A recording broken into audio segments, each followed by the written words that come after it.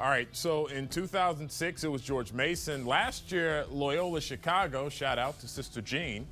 Who will it be this year? Give us your school, the Cinderella school, that is, tonight on Sports Talk. There she is. From WJLA 24/7 News, this is Toyota Sports Talk. In your lifetime, did you ever think you'd make it to the Final Four and be playing in this series? Oh, when I was a little kid, I used to. You know, I stopped dreaming. I never make that mistake again. Mr. Butler, back from 2006. Welcome to Toyota Sports Talk. I'm your host, Robert Burton. I remember it like it was yesterday. I was a senior in high school. George Mason went to the Final Four. Never heard of the school before that. Never in my life. Of course, they would lose in the Final Four. And then last year, Chicago, stand up, Loyola went all the way to the Final Four. But who's the Loyola of this year? We're taking your calls. We'll also let you give your prediction on who's going to go all the way. Meanwhile, here locally, the Terps landed safely in Jacksonville. They'll play the winner of Temple and Belmont tomorrow. That game is tonight. Scott Abraham is in Jacksonville with the Terps. Obviously, this is a big night for you and the players because you have some homework to do. Yeah, we do, and you know, the players will just watch the game. It'll be a late game. Starts at 9:10 Eastern. They'll watch it, and the coaching staff, we'll start doing some stuff during the game. We've already done a lot. Assistant coach has the scout, and then we'll put some things together, and we'll meet tomorrow morning and go through some things. So are the players and coaches watching the game together? What's the plan of attack, or do you kind of just go in your own room with other coaches? Yeah, I just work here, so I don't know all the details. They'll tell me, but I imagine the players will watch together in a room somewhere. What do you want them to take away from it? What do you hope them to kind of view it in a sense? Well, these guys are smart. They know basketball. They're going to watch it, and they'll get a feel for it, and they'll watch both teams. And I'm sure they have a better feel for Temple because they're on national TV a little bit more, but give them a good look at Belmont tonight. And kind of the morale of this team right now, feeling good? Yeah, it's great. I mean, we're very fortunate to be a part of this tournament, and so the guys are excited. Our practices have been good. Tomorrow will be a fun day with all the media and practice and all that stuff. But the guys are in a good frame of mind and ready to go. That's Scott Abraham in Jacksonville with Mark Turgeon. So here's our question of the night. Who is the Cinderella? Okay, basically, who is the George Mason or the Loyola Chicago of this year? So many good, talented teams and possible upsets. 703-387-1020 is the number. Operators are standing by. And back in the chair tonight, Sterling Blount, D&B sports journalist. So 2 shows ago, I think it was the green sweater vest, and then it was the pink one on your last show, yeah. And tonight it's the red sweater vest, man. Yeah, we switch it up, You got to switch. Versatile. Yes, versatile. you got to switch it up. And then your best friend gave you grief on Twitter about it too, man. Yeah. So I told him it's my thing. The sweater vest thing is my thing. That's your thing, man. Yeah. That's your thing. The sweater vest with the fade at the top. Dude. There I you like go. that. I like. And it got a fresh cut tonight. You got to build a brand. Exactly. Exactly. All right, so we talk about this field of teams, so many possible upsets, and it's March Madness, so you never know what's going to happen. Just like we were talking about, you got the George Masons of the tournament, you got the Loyola Chicagos of the tournament. By the way, the alma mater of both of my parents, they went to that school. Wow. Yeah, I know, right? So, but when you look at this field, who would you say is a Cinderella in your bracket? This is one of those years I don't think there is one. I think the teams at the top this year are so good. Okay. They'll get to where they're supposed to get. I have 3 double-digit seeds getting to the Sweet 16, but that's about it. Yeah. I took Liberty, Oregon, and Old Dominion to the Sweet 16. Okay. And I like Syracuse to beat Gonzaga in the second round. Wow. Yeah, I like. Wow. Playing against that 2-3 zone, a lot of teams don't see that 2-3 zone every night. Right. Gonzaga, I've never been big on them, especially because of their conference, how weak it is. Yeah. Them losing to St. Mary's in the conference championship was huge for me. So I think Jim Boeheim and Syracuse will be able to pull that game out. But I think they lose in the Sweet 16. So I agree with Gonzaga. I always say this. I tell everyone this all the time. Their conference is so weak. They don't play anybody. Exactly. They don't play anybody. Now, granted, they do well non-conference. Yes, Not yeah. saying, but at the same time, the non-conference is not jam-packed with like top seeds. Yeah. But it's just when they get to conference time, they sort of just coast through, and then tournament time hits, and when anybody can win, they just need to play one good game to beat you. Right. And that seems to happen a lot with them. So if you want to talk about Cinderellas for me, and I don't even know if this counts as a Cinderella team, but watching Seton Hall when they played against Georgetown, and I know that Georgetown is not the most formidable opponent, but your boy Miles Powell dropped 29 in the first half against Georgetown. Yes, he did. He Again, did. it is Georgetown, but at the same time, that is impressive. It was. Dude, I like him a lot. I like him a lot. I like Seton Hall a lot. I could see them possibly going maybe Elite Eight. Okay. Elite. I can see him going Elite Eight, sneaking up on teams. Because how many people right now have Seton Hall going to the Final Four? No one. You definitely don't have them. their first game, and that's about it. And that's about it, right? Yeah. Exactly. No one's expecting Seton Hall to do anything right. But you got a bunch of hungry guys on that team that we saw in the Big East tournament, and I think they could possibly make some noise. All right, so coming back here locally, the University of Maryland. They've got Anthony Cowan, who has not won a tournament game in his career at Maryland. Okay, you got Bruno Fernando, who's, if he leaves this year, he's a first rounder. Yeah, absolutely. How far do you have UMD going in your bracket? Okay, so I'm kind of split on this. Okay. So they're in a bracket where first round, I think they'll get out of. Okay. And then they'll either play Yale or LSU. And that's a 3-14 matchup. I have Yale upsetting LSU. Okay. I think with LSU and their coaching issues and that whole program, I think they come in a little distracted, and I have Yale beating them. That sets up Maryland to beat Yale in the second round. You think Maryland can beat Yale? I do. I think Yale, they'll get the upset first round, the excitement and everything, and then I'll have Maryland beating Yale. Yeah. But my big thing here is Maryland is in the bracket to come to D.C. if they make it to the Sweet 16. That is true. I want to see that happen.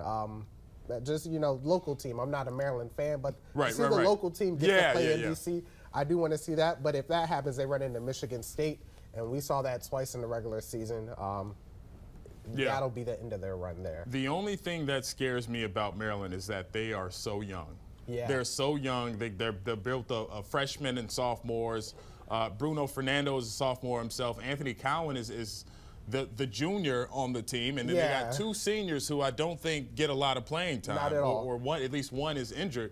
So this is a very, very young team who will have to grow up so fast. Yeah. So fast, and who, like I said, they have not won a tournament game in the postseason. I mean, they played really well in the regular season. They were in the top 25 majority of the season. I think they're a team where as long as they don't turn over the ball and they stay out of foul trouble, then they can make some noise. Yeah, okay, hopefully. All right, so going back to Georgetown. And it's a team that, they made the NIT. Yeah. All right, they made the NIT. So every single time I've said Georgetown tonight, Sterling has chuckled. He has chuckled every single time. That's because my dad's a Georgetown fan. Oh, so man. The jokes have been flying all year around the house. And he's probably watching tonight. So anyway, we got to go to break anyway. 703-337-1020. Give us your Cinderella, or you could just call and tell us who you think is going to win the whole thing. We'll be right back here with Sterling Blount. Here's our question of the night right here.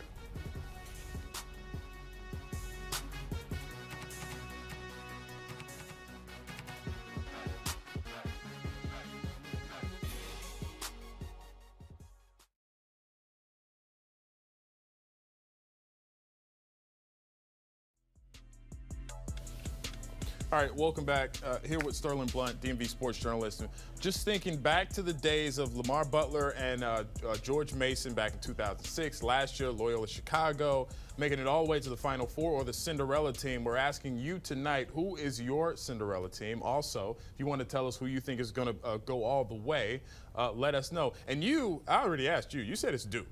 Yeah, I have Duke. I mean, that's Duke. As long as they've been fully healthy with a full starting lineup, healthy this season, they've lost once. They're 26-1 with a full lineup this year. That one loss was to Gonzaga back in November, and that was a game where Duke had the ball in the final seconds, and they had the ball in the paint. They just missed a layup. And can we just please recognize what Duke is without Zion Williamson, which is not as good. A team that might lose in the first weekend. Yeah, exactly. Yeah. Yes, exactly. Yeah. I mean, we saw that. We saw how much they struggled and how much of a difference Zion Williamson makes when he is on the floor. Absolutely. It's pretty ridiculous. Yeah, I mean, National Player of the Year, that's like, this is going to sound really bad, and it's a bad example for now, but taking LeBron James off of your team. You know what? It's almost, if you want to talk college, that's almost what it is, okay? Yeah. All right, so going from Duke to Georgetown, a team that is in the NIT. Yes. What do you think Patrick Ewing is going in the right direction with this Georgetown team? I do. I really like Georgetown for next year. I do too. If McGlung and Akinjo come back, I know they're going to lose Jesse Govan. But they're getting a transfer for NC State. His name is slipping my mind right now. But he's a 7-footer. Okay. If he can come in next year healthy and take Govan's spot, they bring back the core that they have right now. I think Georgetown is a tournament team next year. I was a little disappointed in Jesse Govan. In fact, I've always kind of been disappointed in Jesse Govan. A guy with his size and his talent, but he just has zero dog. Yeah. Like zero dog in him. When it was time to show up this year, especially like that Seton Hall game in the Big East tournament, he disappeared. I mean, he had a game against Villanova this year where he registered 0 points. Oh my goodness! And that's this is Jesse. This is your guy. Yes. This is your guy. This is who the offense, goes through. And he's a senior, the senior big man on the team. That he had a lot of inexcusable performances this year. So Winston, our producer, just told me that Jesse Govan was all Big East. Well, when you look at the Big East and who else is in the Big East, I guess you got to put somebody there. I guess so. It was an open spot, so they just said, let's throw Jesse Govan. But you know what? I mean, I don't want to sit here and bash Jesse Govan. You know, I didn't play Division I college basketball, so but I mean, dude has so much size and he had so much potential. I'm sure he'll make some money somewhere. Yeah, that's the word basketball. For him. Potential. He'll probably be a G League player next year. Yeah. If he gets under the right coaching and mentorship, he can make some noise. Okay. Have you met Mary from College Park? I have not. You haven't? I have not. Okay. Winston, is Mary on the line? Yeah, I'm here. Hey, Mary. How are you? I'm all right. What's going on with you? What's the update?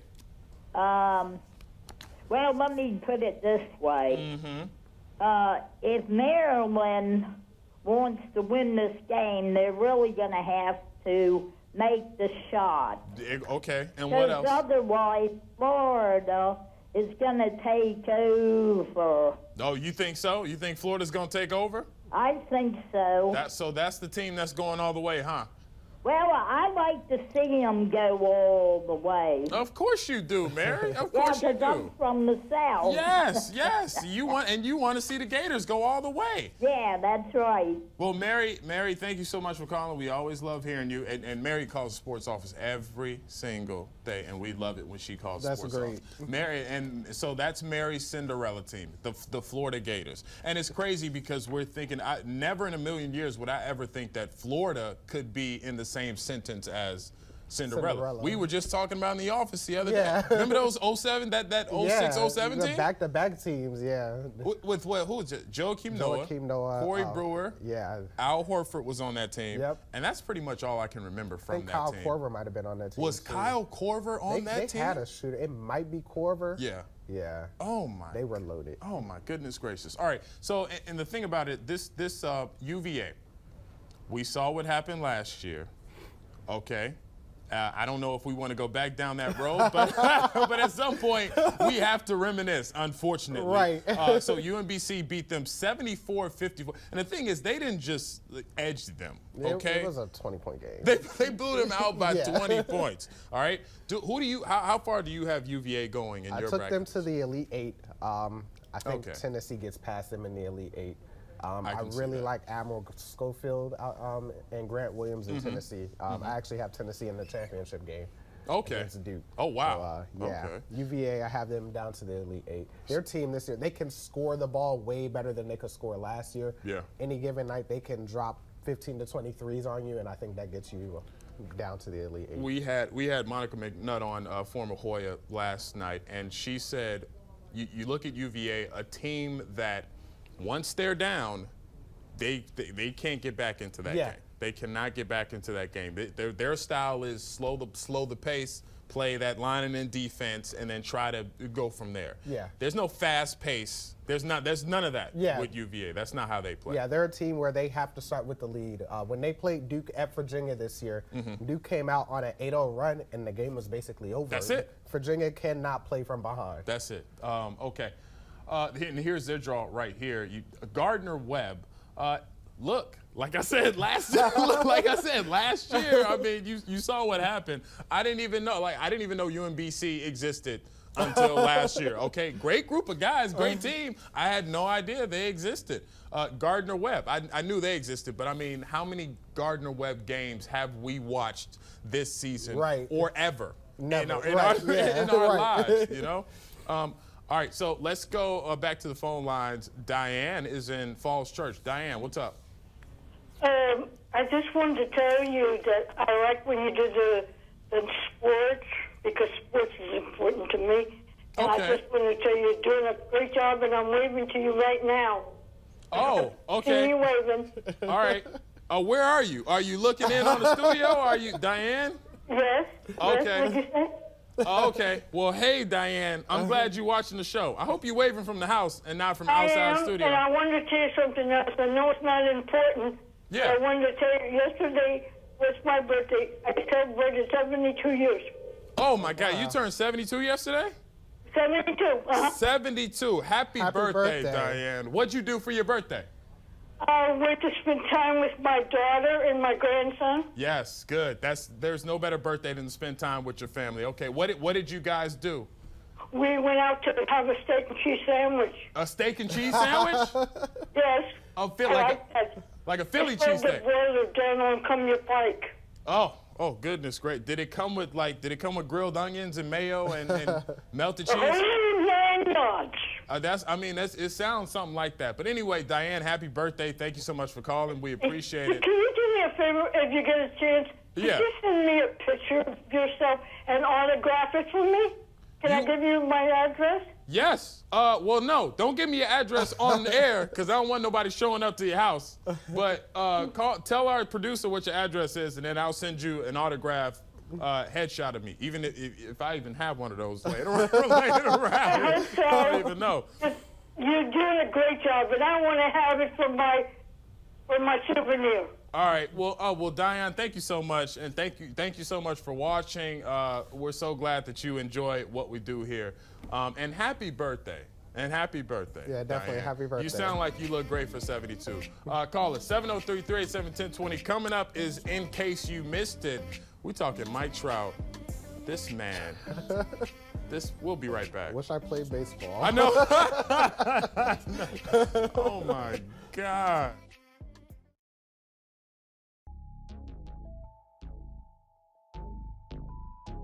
Welcome back to Sports Talk here with Sterling Blount, king of the sweater vest. All right, so it's time now for In Case You Missed It, starting with the biggest story in sports today and the biggest contract ever in sports history. $430 million for Mike Trout, okay? This dude is about to make almost $500 million. Yeah. What say you? Well, I'm glad he has his money because he's probably not going to win a championship staying with the Angels. But as far as $430 million, I think a lot of people were talking about Bryce Harper today. He probably could have got more for his contract. Yeah. Seeing that he got $430 million on an extension because he wasn't a free agent until next summer, and Bryce was going to try to get him to go to Philly. For Trout to sign the extension before this season even starts, I think that shows a lot on his commitment, and clearly the Angels were willing to give up everything to keep him. So what sport are your future sons going to play? Baseball. Baseball. They started T-ball at 2 years old. That's mandatory. Yeah. Okay. Everything else is optional, but this is mandatory. Yeah. All right, moving on here. March Madness has gone global, okay? No, before that, if you can't block a shot, just do this. Mo Harkless, well, that was a foul. But just use your feet. Use your feet to block the shot. That's all you have to do. Very acrobatic too, by the way. Yeah, I don't think I've ever seen that one before. No, that's new to me. Yeah. That is new to me. All right, so moving on, March Madness, yes, has gone global, okay? Now you check out this video coming up of the Special Olympics and the World Games in Abu Dhabi. Team USA, Matt Millett, check this out. Dude is all the way from three-quarter court. Wow. Smacked it. Wow. And a beard, too. Yeah. Okay, young James Harden.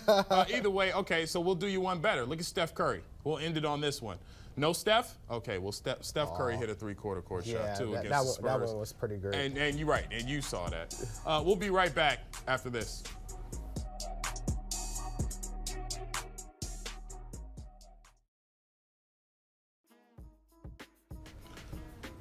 All right, welcome back. Sterling Blount here. So tell us about the podcast titled Sterl's World. How does it go? Sterl's World. I won't do it justice if I sing it. Oh, okay. But, yeah, I just started a podcast a couple weeks ago. It's called Sterl's World. It's on Apple Podcasts and SoundCloud. Ranges anywhere from 30 minutes to an hour every Friday. I release one, and I cover just everything in sports. Pretty much, man. Sterl's World. The world of sports according to Sterl. There you go. All right, man. Thank you so much for being here. We'll see you next time on Sports Talk.